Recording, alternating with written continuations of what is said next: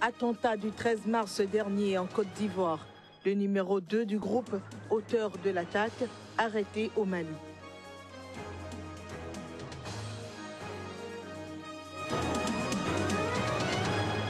Préparatifs pour la présidentielle du 24 avril en Guinée équatoriale. Le matériel est acheminé. Les professionnels des médias s'organisent.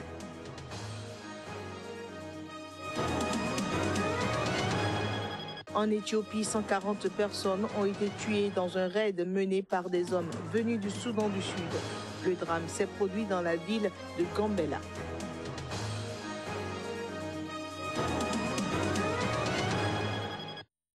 Bonjour chez vous, merci de nous rejoindre pour cette nouvelle page des informations. Démarrons par les nouvelles du Brésil. Les députés brésiliens ont ouvert dimanche la voie d'une destitution de la présidente de gauche Dilma Rousseff par le Sénat à une écrasante majorité lors d'un vote historique qui s'est déroulé dans une ambiance survoltée. Le camp de la destitution l'a emporté par 367 voix, 25 de plus que les 342 requises pour autoriser le Sénat à mettre en accusation donc la présidente. Les Brésiliens favorables à la destitution de la présidente Dilma Rousseff ont fêté dimanche soir le résultat du vote de l'Assemblée qui ouvre ainsi la voie à la procédure. Pendant ce temps, c'est une tristesse inestimable qui s'abat sur les anti-destitutions. Eh bien, le mandat de Dilma Rousseff ne tient désormais plus qu'à un fil. D'ici le 11 mai, il suffira d'un vote à la majorité simple des sénateurs pour qu'elle soit formellement mise en accusation pour crime de responsabilité et écartée du pouvoir pendant donc 180 jours au maximum en attendant un verdict final. Le vice-président Michel Temer, son ex-allié et centriste et désormais rival, assumerait alors ses fonctions et formerait un gouvernement de transition. Les services de renseignement maliens ont arrêté samedi le numéro 2 du groupe auteur de l'attaque djihadiste qui a fait 19 morts le 13 mars à Grand-Bassam en Côte d'Ivoire. Cette arrestation qui s'est déroulée à Bamako a nécessité d'importants moyens et résulte de la bonne coopération entre les services de sécurité du Mali et de la Côte d'Ivoire. L'homme arrêté se nomme Alou Doumbia, un Malien âgé de 32 ans. Il est une des têtes pesantes pensante de l'attaque terroriste contre Abidjan. C'est lui qui a convoyé donc en voiture du Mali en Côte d'Ivoire les membres du commando ayant mené la dite attaque. En Éthiopie, près de 140 personnes ont été tuées vendredi dans un raid mené par des hommes armés venus du Soudan du Sud. Ils ont aussi enlevé plusieurs personnes. L'incident est survenu près de la ville de Gambela, dans le sud-ouest de l'Éthiopie. La région de Gambela est située à 50 km de la frontière sud-soudanaise. Les forces armées éthiopiennes sont à la poursuite des attaquants et en ont tué un grand nombre. En Guinée équatoriale, le matériel électoral devant être utilisé pour l'élection présidentielle du 24 avril a été réceptionné jeudi par le secrétaire général du ministère de l'Intérieur et des collectivités locales. Ce matériel provient donc de l'Espagne et du Maroc. Narcisse Oum pour en dire plus. Un avion 737 de la compagnie nationale équato-guinéenne CEBA en provenance du Maroc a atterri à l'aéroport international de Malabo contenant plusieurs milliers de bulletins de vote et les effigies des 7 candidats pour la présidentielle du 24 avril prochain. Les imprimés électoraux, y compris les enveloppes sécurisées, urnes, isoloirs et panneaux électoraux, ont été réceptionnés par Victoriano Angonga Ondongeya, secrétaire général du ministère de l'Intérieur et des collectivités locales. Nous réceptionnons le reste du matériel électoral composé du bulletin de vote de chaque candidat. Enveloppe, encre, indélébile, matériel de propagande électorale. L'ensemble de tout ce matériel a été immédiatement transporté et stocké dans un entrepôt au ministère de l'Intérieur de Malabo. Le secrétaire général du ministère de l'Intérieur et des collectivités locales, Victoriano Angonga Ondongeya, s'est dit très satisfait de l'arrivée de ce matériel. La réception de ce matériel est un gage d'un travail sérieux, un gage d'une réussite. Il faut que les choses se passent dans les meilleures conditions. En réceptionnant tout le matériel, nous avons aussi le temps pour pouvoir le dispatcher en temps dans les localités les plus reculées, a-t-il martelé. Dès dimanche matin, Conformément au plan de déploiement liaison avec la Commission électorale nationale indépendante, CENI, nous commencerons le déploiement dans nos représentations diplomatiques dans toutes les provinces et les sous-préfectures et dans les centres de vote, de sorte que le matériel soit positionné suffisamment à temps. Para las misiones diplomáticas. Précisons que la première cargaison de matériel électoral composée des urnes en provenance de l'Espagne est arrivée le jeudi 14 avril 2016 à Malabo.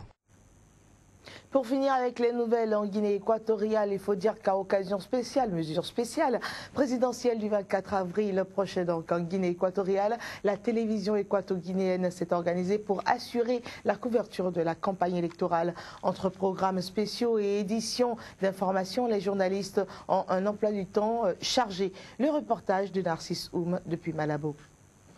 Salle de rédaction de la télévision nationale équato-guinéenne ce 17 avril 2016. Il est 6 h du matin. Comme des petits soldats, les journalistes répartis en des lusophones, francophones, anglophones, hispanophones s'activent déjà dans une demi-heure pour la traditionnelle conférence de rédaction.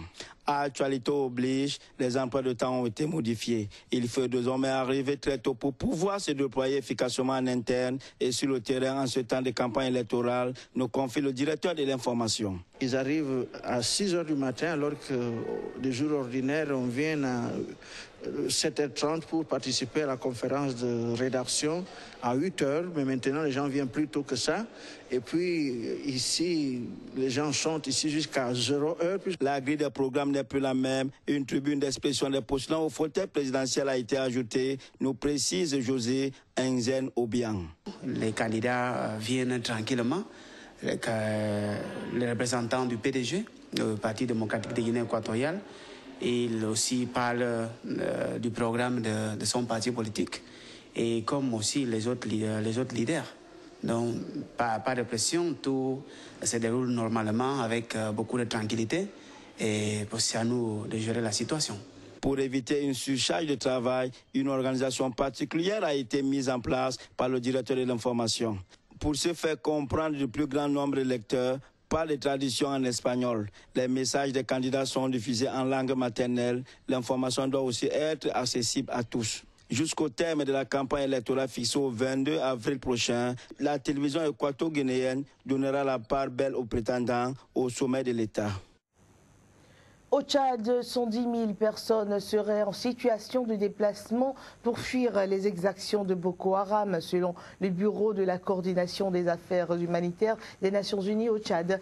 Des réfugiés qui ont déjà quitté le Nigeria face aux menaces du groupe islamiste, ainsi que les habitants de plusieurs dizaines d'îles réparties sur le lac font partie de ces 110 000 personnes.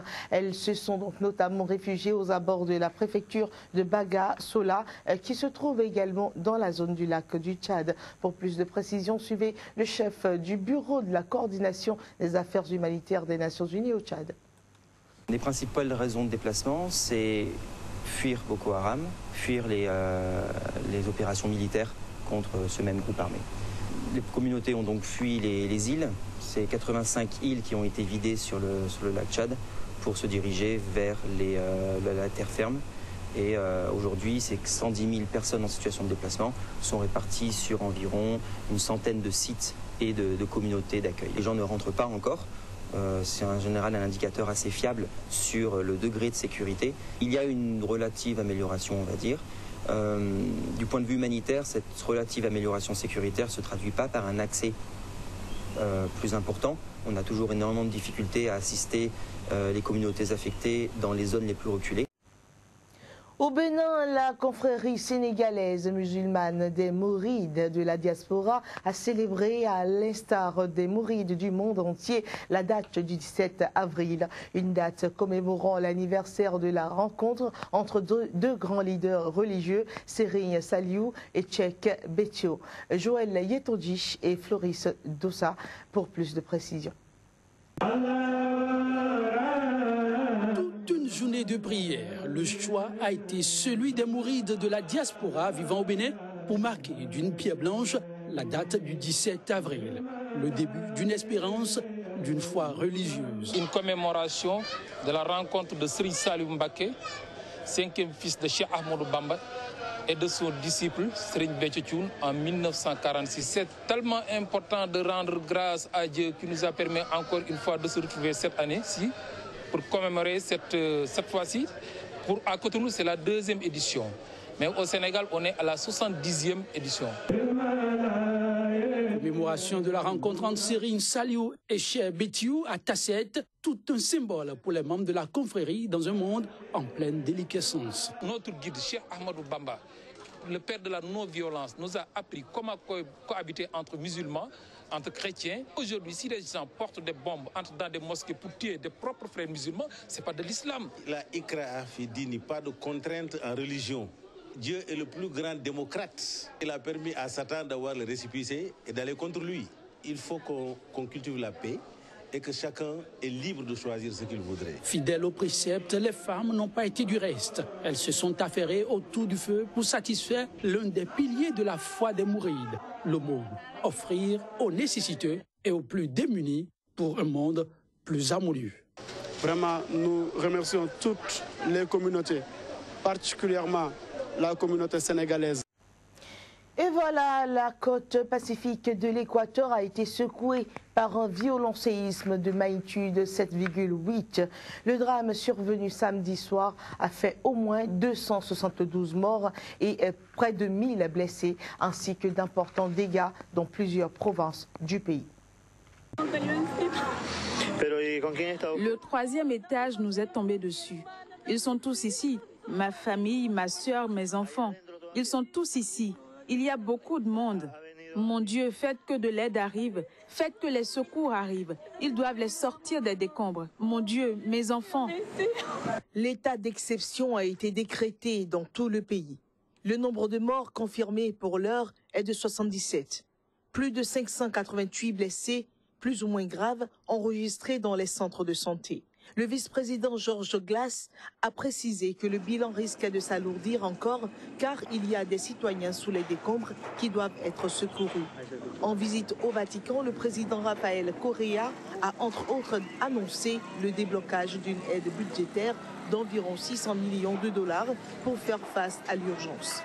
À Manta, les équipes de secours sont à l'œuvre pour dégager les corps des décombres et tenter de retrouver des survivants. Selon l'Institut de géophysique, c'est le séisme le plus fort en Équateur depuis 1979. Il a été suivi d'une série de répliques.